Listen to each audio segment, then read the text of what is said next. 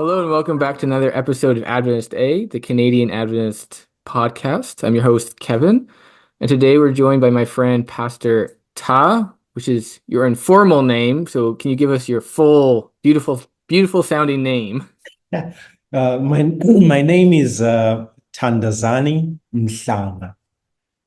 Such a cool sounding name. Yeah. Simplest name in the world, by the way. Simplest name. Yes, that's why I'm glad you just let us go with the informal Pastor Ta Yeah. or Pastor T. I know a lot of students call you Uh-huh. that. I'm excited to hear your story and hear how you've seen Canada. You've grown up and started a bit of your Bible training over in Zimbabwe, but then you've been in Canada now for about 16 years, including time at CUC, which is now Birmingham University. You've worked in almost all of Western Canada. You're currently in the BC conference, but you were in Alberta conference and then the Manitoba and Saskatchewan conference. So that's a wide spectrum of areas. You've been in southern BC, where my grandma was praising you highly. And now you're in northern BC. And so I'm just really curious and fascinated to hear more of your story and how you've seen Canada from an outsider now insider, all the different provinces and different parts of provinces. Why don't we start at the beginning? What brought you here? Okay, yeah. Oh my, that's usually a very, very big question. Hey, what brought me here? It was a mixture of a number of things which I can safely summarize and say it was time and God made the way. You know, I was staying in Zimbabwe, South Africa, working there. I was doing a lot of work for the church as a church planter, which is something that I did also when I got here for the Manitoba Saskatchewan conference.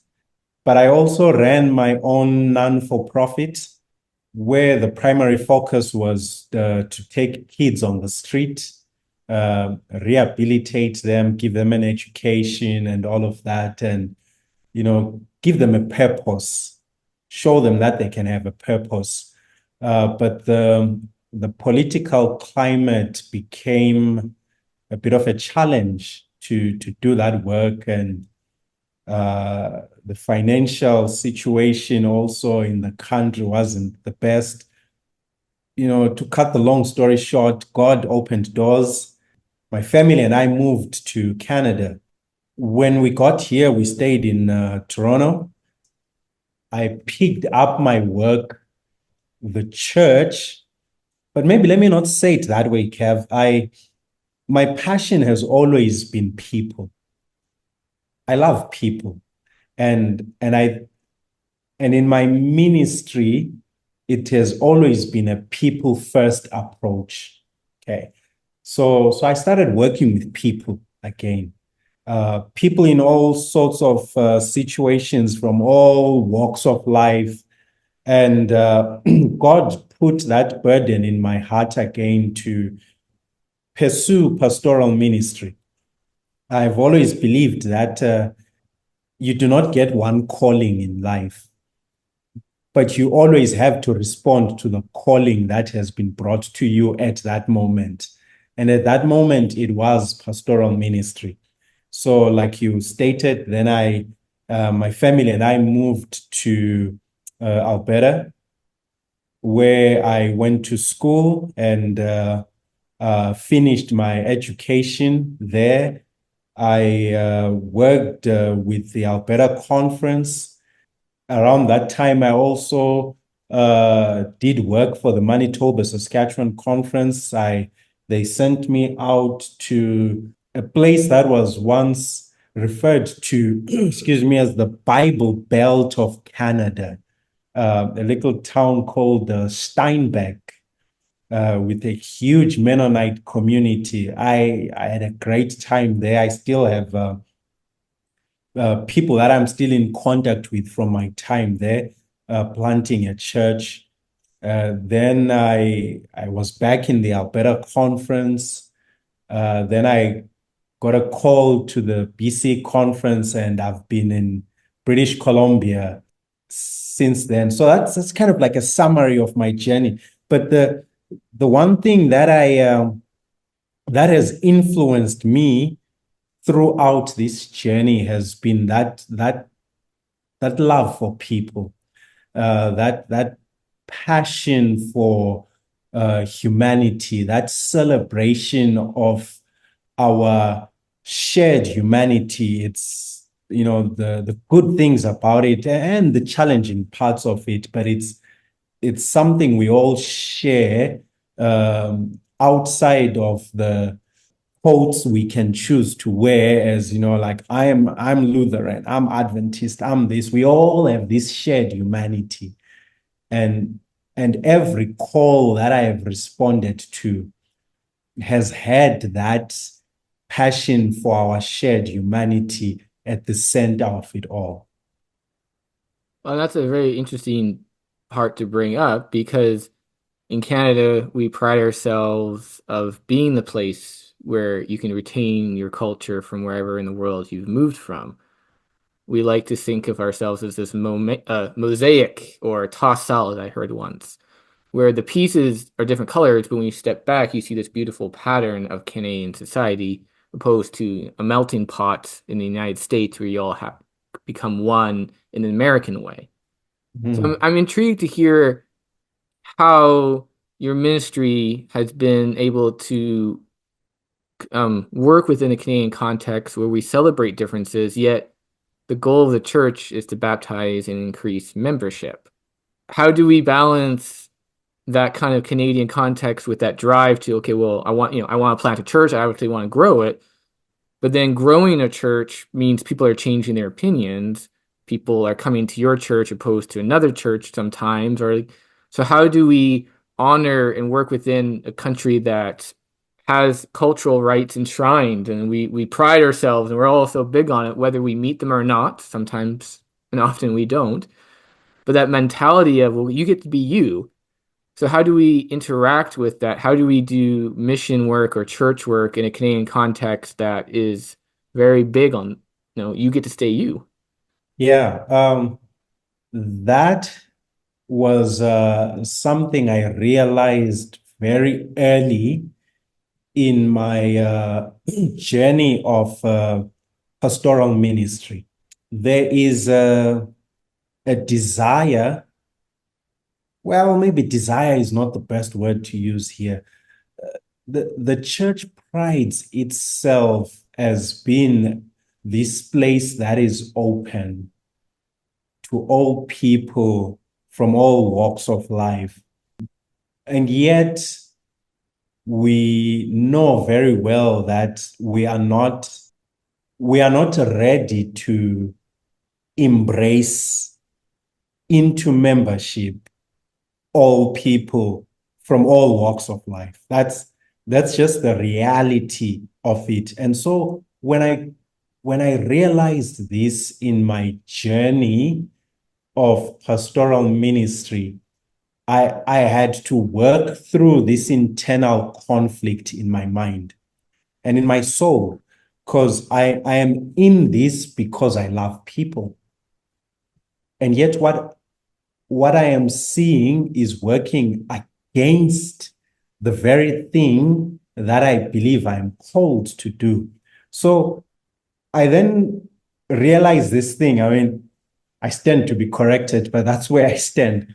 Um, I realized that even within Canadian society, we have mastered the art of saying the right things, and yet it's easy to say it, but we really don't do it. For example, we say our Canadian system is open to everyone. This is a place where each and every individual will feel treasured, valued. This will be home for them. And yet we still hear of how people are mistreated in the healthcare system, for example. where if you are someone who identifies as indigenous, your assumptions are made about you. So on the surface, we're saying the right things. But when you look beyond the surface, you realize that no, actually, there's a deeper cultural problem in this society. And that cultural problem will raise its ugly head every now and again. And then we, as Canadians, will say, "Oh, I'm sorry," and we'll apologize and say, "Yeah, no, this is a place where we're welcoming everyone." And then we will act like we have addressed it. I realized, Kev, that that same issue is there in church. Mm. Like it is there in Adventism, where we will say, we are, for example, we want young people in the church. We want our youth to know that they are not only the future of the church, they are the church. And yet, on a Sabbath to Sabbath basis, how many young people do we have up front? Uh, how much of the music that speaks to them are we accommodating in our congregations? How many young people are in our church boards?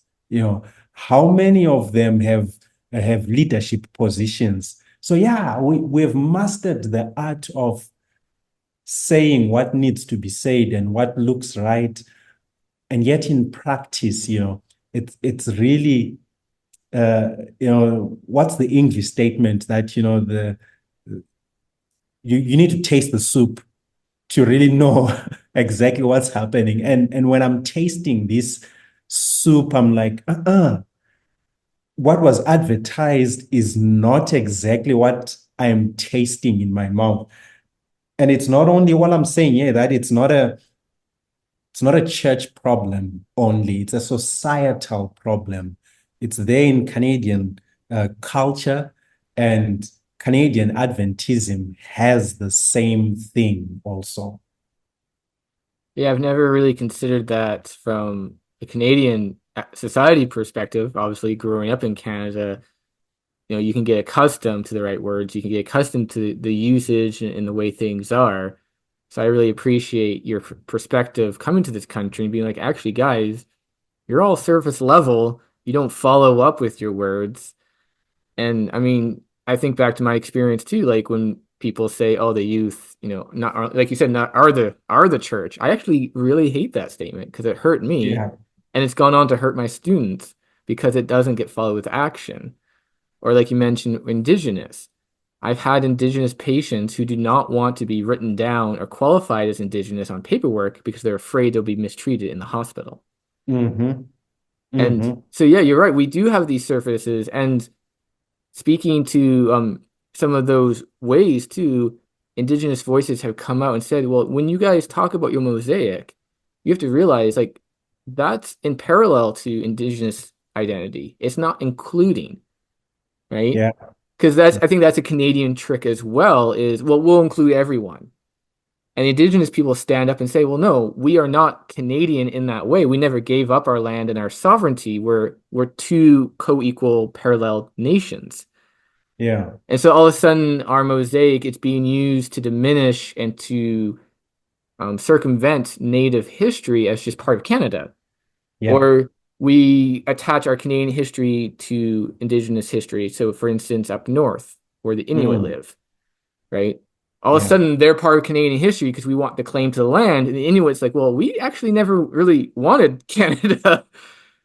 And so you're right. We do have this way of including to reduce, to minimize, to flat out use indigenous culture and Inuit and of course Métis to kind of be like, okay, we're all Canadians. Like, well, actually, no, we there's something different here. Yeah. So, just to add on that, Kev, there's a technical term that you'll hear this thrown around everywhere now. And I think it just perfectly diagnoses the situation in Canadian society and also in Canadian Christianity, at least from my perspective, and Canadian Adventism, virtue signaling, virtue signaling, where we want it is more important to have the right thing said than it is to have the right thing done. And that is a problem, because if we build our spiritual identity around virtue signaling, then we master the art of saying what needs to be said, but we never follow it up with actually doing it, because doing the work is tough. It puts you in very uncomfortable situations where like in Christianity as a whole, we like to see things as either black or white, But when you get to actually doing the work, you realize that there are so many grays, and you have to learn to sit with the grays and just be comfortable in the gray. But Christianity, as it has been practiced in Canada, maybe let me say North America, because it has been shipped from North America. Adventism in particular has been shipped from North America to the rest of the world. And it has this stance that says, well, everything is either black or it's white. But no, there are a lot of grays, and we haven't equipped our members, speaking from from a pastoral perspective. We haven't equipped our members to still find meaning and purpose while living in the gray areas of life, to find to still hold on to their Christianity and still be okay with not having all the answers. That's the difficult part that we try to move away from. And then, because we don't want to do that, we settle for virtue signaling, where, well, everything has to be this, people have to be this, people have to be that. It reminds me of, see, this is the pastoral side of me coming out now, the words of Jesus on the so-called famous Sermon on the Mount, which was, I think, more of a lecture on the mountainside, but we'll go with Sermon on the Mount for now. He says, "Blessed are the peacemakers."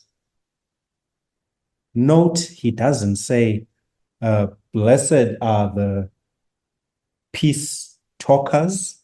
If I could create that English phrase, people who just talk about peace. Or blessed are the peace lovers, people who just love the idea of peace. No, it's actually blessed are the peacemakers.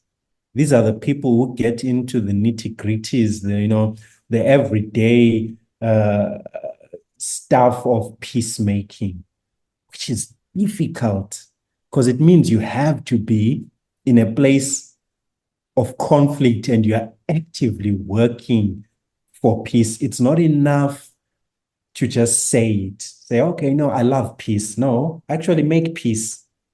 And I'm saying I've seen this in Canadian Adventism, in Canadian Christianity, in Canadian society, where we have settled for virtue signaling or even moral signaling, but we really don't want to be found in the messiness of life, actually doing something about it. Yeah, that's very interesting to notice now that you pointed it out, because we do have that tendency to say the right things and not to back it up. I mean, when you go through Canadian history, it's quite intriguing too. It was a Canadian prime minister that started the idea of the UN peacekeeping force. So the soldiers in blue and all that, like that was a Canadian idea, right? We pride ourselves on peacekeeping. We're the country that under the Obama administration, they had their secret meetings with Cuba. That was done in Canada, and like we're friends with everyone. We played hockey against the Soviets and won, thankfully, and we have relations with like we're allowed to go to Cuba without a visa, and like so there's a history there And so it's something that maybe has turned more into a coasting off that history opposed to maintaining and doing that kind of work, which is a Yeah. very interesting piece to think about. And I Mm. like how you phrased it too, because if my peacekeeping is only through agreeance, I agree with you, therefore, well, then you're not really doing hard work. And I wonder if there's a relational laziness that has kind of settled within Canada, within Adventism in Canada, that yeah, I'll help you, but, or I'll help you more if I agree with you. Like, it seems like we don't dig deep into relational being across the lines of ethnicity or religion. I know I've made observations too that I've spoken about. It seems that in Canada, we only really get along if there's a natural disaster, Yeah. right? Like my town here in Kelowna almost burnt down 20 some years ago, and everyone was, working together. Everyone, it's like, well, why can't we have that without a forest fire or a flood? Like, and I've wondered the same thing. Where is the force that brings us together? Mm. And often it's a negative force. It's, a natural disaster. It's like, well, can it be a little bit more? Yeah. Like I remember seeing Kev. I heard someone ask this question. I was with a bunch of philosophers, and conversations get interesting when you talk with philosophers. And someone asked this question. They said, in in in Christianity and also in life, do we have permanent friends or do we have permanent interests? And I thought about that and like, yeah, it seems like the system that works for us is to have permanent interests. Once our interests do not align, our friendship dissolves. So I'm only, let me bring it to Adventism or to Christianity, because this is where our conversation is. So for as long as you see uh, say end time events the way I see it, you are my brother, you are my friend. For as long as you are coming to my church and your end goal is to get baptized and believe the way I do, we are friends. But once I do not have that same, if that interest is changes a bit, then our friendship starts to melt away. I am crazy enough to think that is not the Jesus model. The Jesus model says we have permanent friends. Our interests might be different, but what connects us is more than our interests or our worldviews or how we see things. Such that for me, like my pastoral ministry, I am I am comfortable and I still have friends who who came to any one of my churches and for a while, and then they decided, you know what, this is not for me. I don't like this. I don't like this. I don't quite connect with this, but we're still friends. Like they call me, they invite me when they have special events in their lives. That relationship, our shared humanity, has not been compromised by the fact that we didn't see one piece the same way. But Christianity seems to think that no, the goal, if we're going to have any relationship, the goal is to have permanent interests. Goodness, Jesus walked with Judas for how many years when he knew very well that they did not have the same end game in mind? In fact, I would argue that the entire crew of his followers were not of the same mindset, you know, but their relationship was permanent. He didn't dump them halfway through the journey. Uh, he, I believe, even at the end of life's journey, whether I choose to embrace Jesus or not, he doesn't get rid of me. He says, he will still know me by name because I'm that valuable to him. And yet that is not the practice you see in Canadian politics. It is not the practice you see in in Canadian organized religion. Doesn't matter whether it's Adventist or what, you know. But I am hopeful because I open my eyes and I look around and I start to see this movement, of people, small groups here and there in Canadian society who are saying, no, I am actually going to be that difference I want to see in the world around me. I do not have enough influence to change the political system in Canada, but I can change how I relate with Kevin. I can change how I relate with my neighbor. I can change how I relate with people who work with and around me.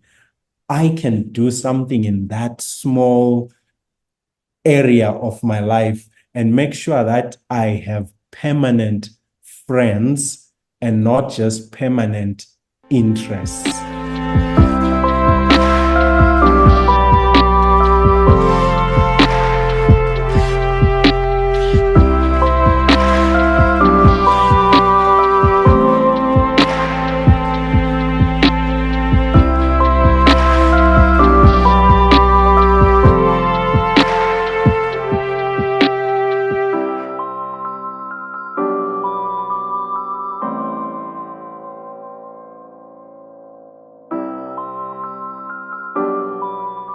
I really like that difference because that's what I've noticed too, and I've phrased it as turning people into a project.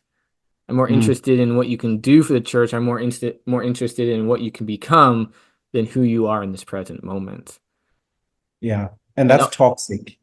yeah, because it allows, like you said, it allows for so many things to muddle a relationship.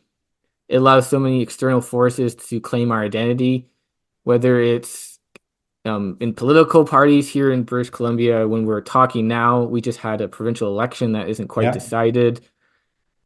We, of course, in federal politics, you either hate Trudeau or you like him, and it's like there's no in between, right? In Canada, we also have regional identities, which I'm sure you've experienced. Like BC is Mhm. kind of its own thing, and we tell the rest we think we're better than the rest of the country because we Yeah. have the nicest weather and the nicest landscapes.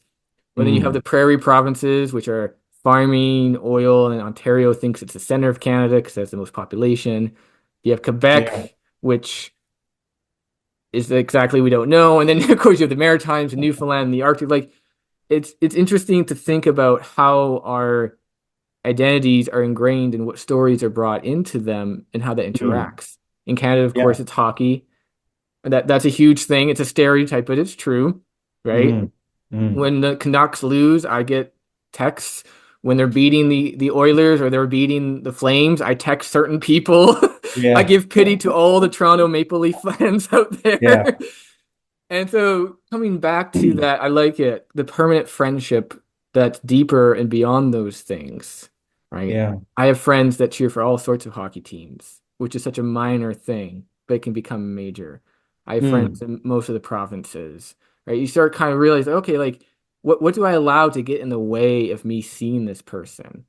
And I like how you phrase it too, because that's entered the church, yeah. right? If you don't do this certain way of Sabbath, like you'll have a town with two more Adventist churches, and they, in theory, agree the other church is Adventist, but in actual heartfelt relation, no, no, they're not. We're the true Adventist church, Yeah.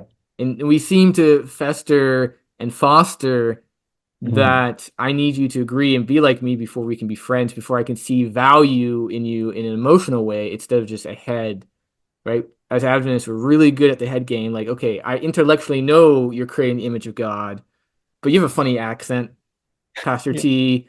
You weren't here. Like, and all of a sudden, Yeah. the head game is Yeah. oblivious to the heart disconnect for sure. That's a huge thing. I think something that I learned also very quickly in Canadian Adventism or Canadian Christianity as a whole.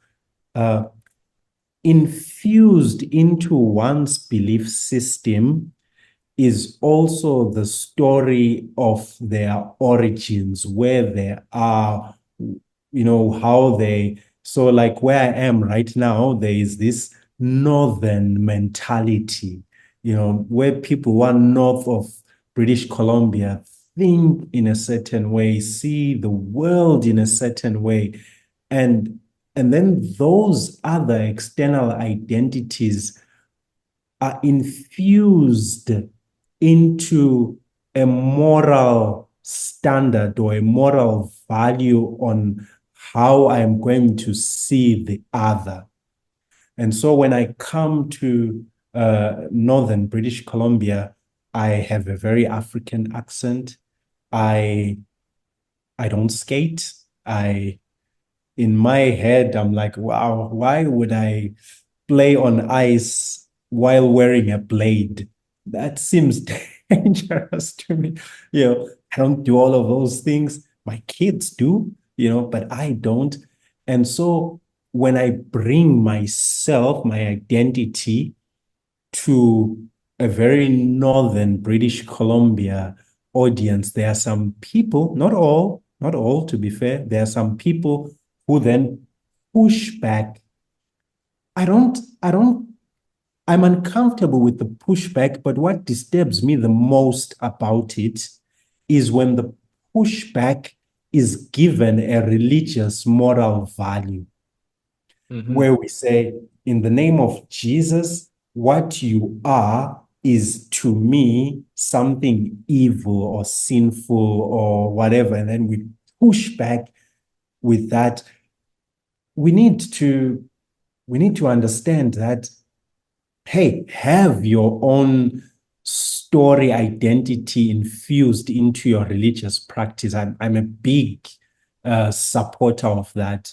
In my practice of Adventism, I am still an African male, and I'm going to infuse my uh, Afrocentric identity into my Adventism. I encourage my uh, native indigenous members, not you do not have to be European to be Adventist. I tell them, be what you are. Be what you are. So I'm a big supporter of that. What I find hurtful is when you are brought into a place of discomfort, do not use your identity as a moral standard for the other. And then you start pushing, pushing, pushing. We see this in Canadian politics. I mean, we're seeing it right now in American politics, the more, uh, where someone, if someone is right now, you spoke about our election here, where if someone thinks, NDP or is exactly what they stand for, whoever doesn't see things their way, they don't only push back conversationally, say, let's have a conversation about this, No, they use that as some sort of moral standard, moral value to just push back on other human beings. And I don't know if people have thought about this. When you push me back, push me away, and the system you are using to push me is one that is of a moral standing, a moral weapon. When I am pushed back, I hear you saying that I am a bad human being. And and I hear you saying that I am bad because of things that I naturally am, like my skin color, Uh, And your I'm nice like, lock hair. Like I'm jealous of the hair. oh, my hair, Your yeah. hair, you have such nice hair. Sorry, sorry. As a bald man, I'm jealous of your Well, hair. all the people who are listening to this were thinking, we can't see his hair. My hair is locked, by the way, for those So, who are listening. I, and people, if you push back, if you push me away, then you are saying my hair is some sort of sinful thing. You know, I am in a place of privilege where if you push me in that way, I can intellectually look at it and say, you know what?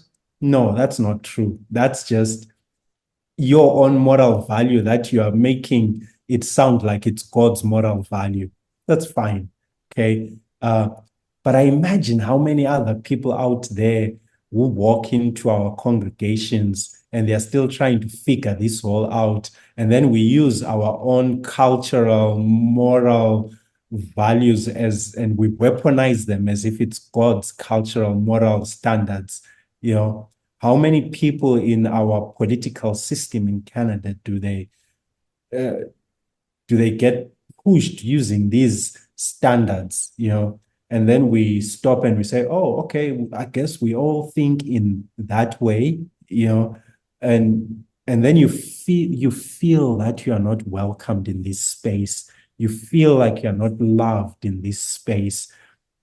Again, I want to repeat, it's not just a church problem, it's a societal problem. But in this micro space that we call church, it is magnified the more, and it hurts the more because this is the space where I believe that we should be intentional in doing the exact opposite. Yeah, it's always a blessing when God hates the same people you do. Yeah. Oh, it's always so handy when you and God are in agreement on who is not worth being in the church. Yeah. I think you've nailed it so well of that, how easy it is when in our God talk to actually fall into self-talk, Mm. right? But we've maybe convinced ourselves, whether we've grown up in the church setting or we've positioned ourselves that I know enough, therefore, like I'm not a big fan of therefore statements in spirituality. But this kind of sense of I've done enough, I am enough, I've been Adventist, I'm a fifth generation Adventist. Like whatever our logic is, we so easily allow it to come forth and actually think we're talking about God when really we're talking about ourselves. Yeah. But maybe we're in such an echo chamber, maybe we're in a church community that is the same. We might not be realizing it until somebody from the outside comes in and be like, hey guys, by the way, you all kind of don't do this correctly. Like right? The Yeah. First Nations have the philosophy of the circle that widens, the ever-growing circle. That way everyone has the same space and the same view of the center. Mm. And it's interesting, there are some political theorists that say what makes Canada unique post the United States, which is very European-like in its governments and things, is in Canada, one of our streams of development is Indigenous philosophy, though it has gone celebrated and gone unnoticed until recently. Canada started as a French colony and then eventually was taken over by the British. But that third element of the circle that ever expands was somehow brought in, and is part of why it's easy to immigrate here, why in theory, like you said, we love saying everyone's welcome here, but in practice, it's hard. Yeah. And in Canadian politics too, we because of this view on culture, we've politicized culture. So in Mm. Canada, you'll see a lot of religious or cultural communities stand together for political activism. So, for instance, here in British Columbia, this Sikh community is Mm. very politically active because of just how we frame and understand our communities. So our system is, even though we celebrate it that way, like you said, it kind of has this back default piece where it's like, okay, well, I need to understand myself in this community way. And if you don't belong to that community, which I've defined myself, that causes tension, whether Yeah. it's within church, whether it's within Canadian cities, societies. And it's easy to create an enemy when you don't know somebody, right? Yeah. And that's been part of it too. We're going through our truth and reconciliation era, which may or may not be working very well. Right? We're trying to uncover that piece that used to be taught until the early 2000s, that Indigenous people welcomed the settlers, and just these stories that we've told ourselves and made ourselves feel good. Mhm. And I really like, yeah, how you've pinned it down to like, well, it's that interest. European settlers had an interest, and sometimes indigenous groups aligned with it, and sometimes they didn't, but it was always focused on that interest. Yeah. And once the interest didn't align, then you are my enemy. Yes, I have to destroy you, you because know. in Canada, it wasn't just First Nations, it was the Chinese were brought over Mhm. for the interest of building the railroad. The Japanese were brought over for the interest of farming, which during World War II, obviously there was no interest there, so they all went to internment camps. Like Yeah. Japanese Canadians would put aside and their property sold off, Yeah. right? And we have quite a few groups. Obviously, First Nations is the longest one that is based on interest. Most of Canada is treaty land, which has Mhm. been forgotten and not paid attention to. So that interest of, well, I need you for, or I need you this until it's gone, then you're of value. Yeah. And people can look at this, Kevin, and think, you know what? Uh, you foreigner, you're just making it all up, you know. And I want to say, uh, the trauma is something that just it doesn't only alter an individual. I think trauma can also alter a community. It can alter a society where you will have a greater majority of people doing things the same way they've done it for at least what they think since the beginning. And because 25 people do it this way and five are saying, no, this is not right, it's possible that, the 25 are working from a place of trauma. Like it is so possible. But that puts people in a very uncomfortable place where they have to say, okay, as a Canadian society, not individuals, you do the individual work yourself. Let's talk about the society. As a Canadian society, in what ways have we been traumatized? And what evidence or what can we see in our society that is evidence of intergenerational trauma? Because you will have people in Canadian society, and I meet them, I pastor them, who will say, "Oh, what happened to the Native community? That was a long, long time ago. I have nothing to do with this. I just love all people." And yet there are some decisions that that individual is still making from a place of that societal trauma that has shaped your identity, that has shaped the person you have become as a citizen of Canada, you know. And I see that in society. I see that in the church, I see that in so many places. And there are fewer and fewer places where people can go to have a decent conversation without significant pushback. Because we all know the saying, hurt people hurt people. Uh, Traumatized people will, once that wound is touched, they will fight. They will defend their traumatic experiences in with everything they have. I mean, if someone doesn't believe me, try touching a traumatic experience in the Adventist experience. Goodness, you will get pushback. You'll get all of this. So there are fewer and fewer places. Um, I I saw this in my ministry, and I thought, you know what? I'm going to start a program. I'm going to start a podcast where we can have an open conversation without fear of pushback, where someone who is asking these big questions about Canadian society, about spirituality in particular, not Adventism, but spirituality as a whole, where they can go and listen to these conversations or participate in these conversations, what spirituality looks like for them. It's a space that is open to everyone. It's a space where conversation is key. It's a space where I even invite people to come in and just have that conversation with me. Because there is a lot of people out there, and I see them in my pastoral ministry, a lot of people who are hungry for those spaces because it's a space that it's a safe space where they can grow to the person they want to become, or at least what God is calling them to become. And that is such an important space, and I think that's a godly space where Mm. there is no side interests. The goal is the people. The goal Yeah. is the person in front of you.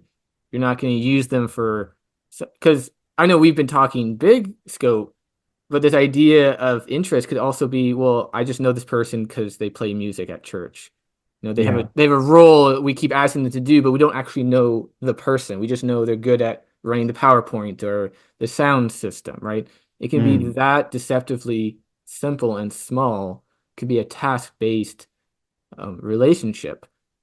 Mm. If you're, and then as soon as you stop providing the task or that interest is gone, then, well, who is this person? Yeah. Right? And you can like, because that's what happened to me. I realized after a couple of years of playing bass and doing music and some of these things, I was a task-based relationship to like most of the church. And it Mm. was like as soon as I started realizing that and went through my own divorce, where I couldn't find the connection, I couldn't find people that were there for me because it was all, well, I showed up and did the work well, so they kept asking me, and I had thought that that was friendship, but it Yeah. wasn't. No, So from a it's large and scale that. interest, right? And like you said too, especially around First Nations conversations in Indigenous history, I've had it with Adventists.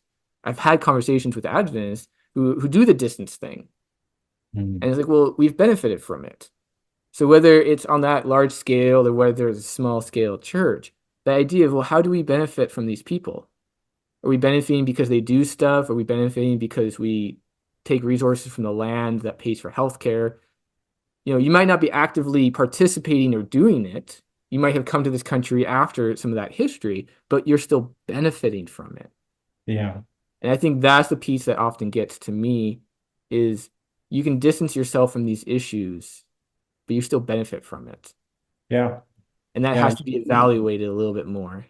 Yeah. And I think each individual has to really see that in themselves, you know. I've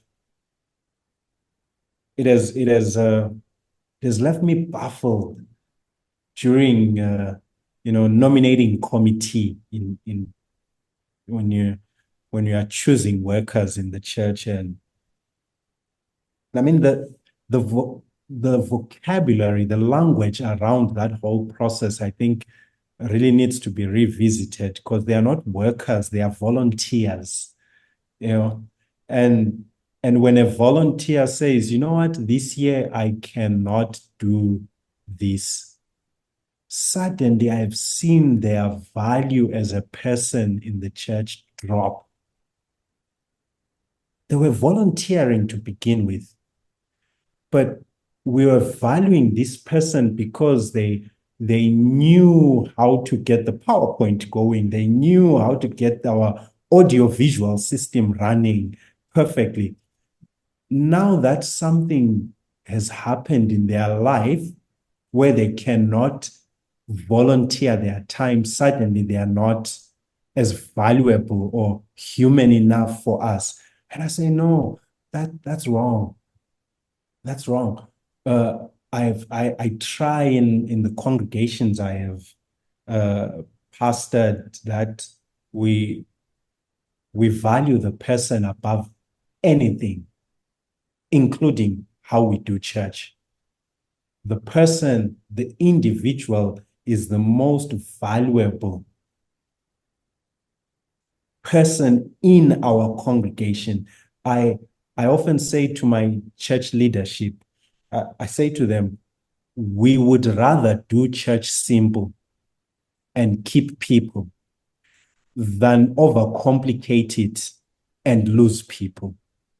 So if it means that church starts at 1 p.m. and ends at 2, because that's what works for the people who are catering for, then let's do it. You know, people should be at the center of it all. I think people were at the center of Jesus's ministry. We all know the song, God loves people more than anything. That anything there, includes a lot of things that we're uncomfortable with. He loved people more than the Sabbath. He loved people more than the law. He loved people more than, he just loved people. People are at the center of it. But when what people do for us that makes us look good, if that's what's at the center, we will reject them when they don't see things our way, and we will label them when they step back from those responsibilities. We'll say, oh, they've backslidden, they have. No, they have not. Just the experience, the human experience is so complex. There is no one spiritual tradition or practice or doctrine that can fully encapsulate what it means to be a human being. It is so complex. The least we could do is hold space for people to have that journey of being a human, our shared humanity, in a safe space. And in that space, put them at the feet of He who made people. And He knows what it means to be a human. I don't. I'm a human being, but I don't understand it. I don't get the full picture of it. All I have are my biases, my experience, the things that have shaped the person I have become, the traumas I carry into this identity. I don't know what you carry. I can tap into a few things here and there through conversation, through the things that you'll share with me. But the entire package of what it means to be Kevin, I have no idea. And sometimes, in most cases, even you have no idea what it fully means. So you need to be in that safe space where you can be on that journey, because it is a journey. But if the people in that space only value you for what you bring to that space, what happens along your journey when you realize that the thing that you brought really doesn't benefit you? You need to take it away from your life, to do the proverbial, if your eye is causing you to sin, remove it kind of approach, Say, okay, this thing is good. I do audio visual for my church, but my goodness, it is not good for me as a human being. So I need to take this thing out of my life. And then suddenly the church then says, oh, then no, you have backslidden. No, that's not fair. That is absolutely not fair. We need to hold that space. This is happening in Adventism, in Christianity, in Canadian society.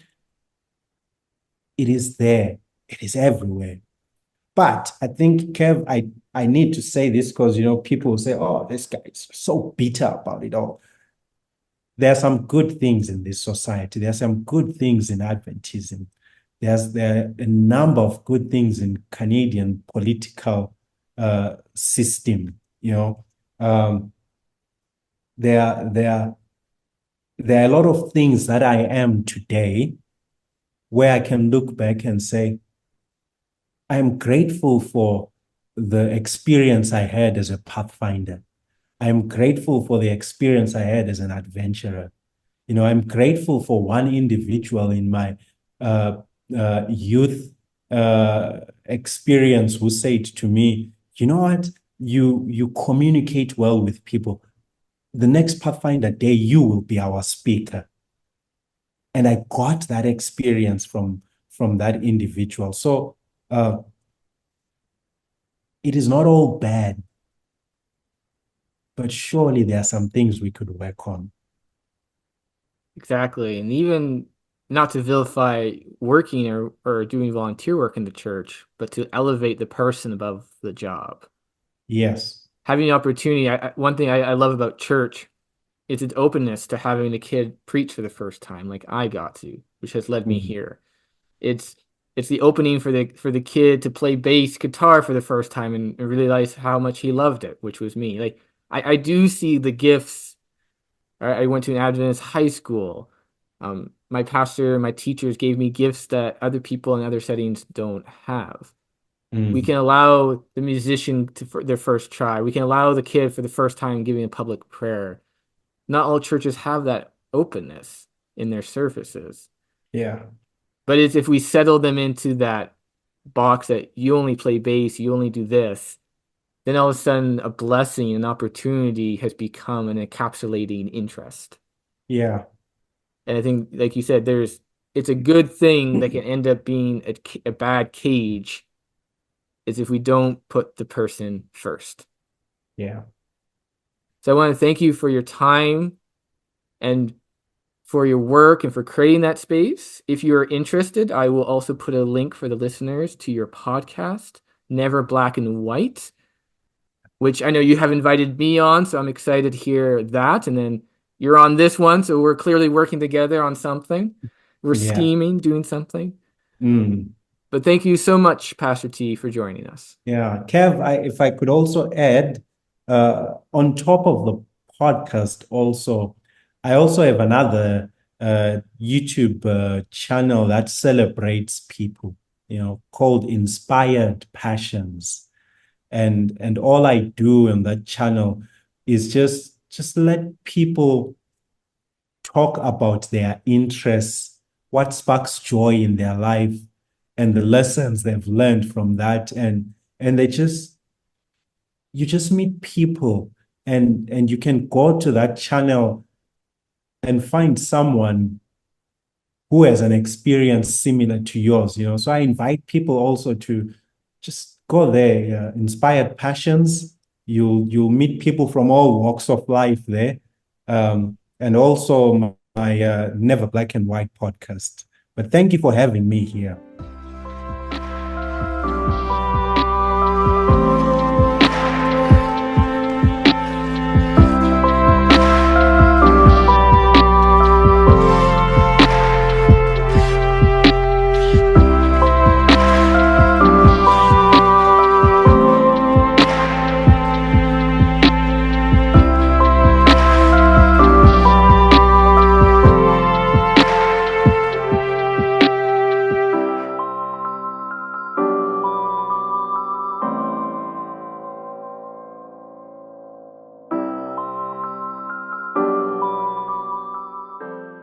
Thanks for listening. Here are some acknowledgments that make this podcast possible.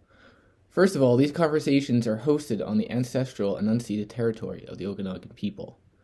Also, a big thanks to our Spectrum producer, Alexander Carpenter, along with Bryce Hadlock, our editor, Jared Wright, our graphic designer, and Jared Jameson, our audio producer.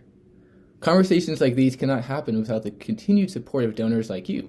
So thank you so much for giving to Spectrum and making this possible.